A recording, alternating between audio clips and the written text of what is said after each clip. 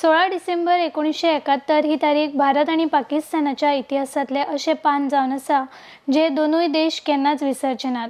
1971च्या युद्धा वेळार ह्याच दिसा पाकिस्तानार भारतान जैत मेळयिल्लें आणि ताकाच लागून ह्या दिसाक विजय दीस म्हूण मनयतात। ह्याच दिसा पाकिस्तानाचे 93,000 सैनिक भारता मुखार शरण आयिल्ले।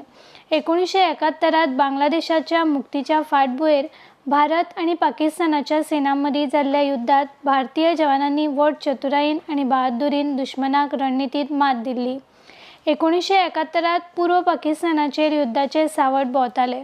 युद्धाक कंटाळून बऱ्या जीवनाची आस्त घेवन बांगलादेशाचे शरणार्थी लाखो संख्येन सीमा पार करून पूर्व वाठारात प्रवेश करताले।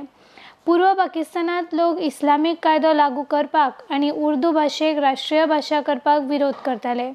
ताका लागून वातावरण भयानक जाल्लें।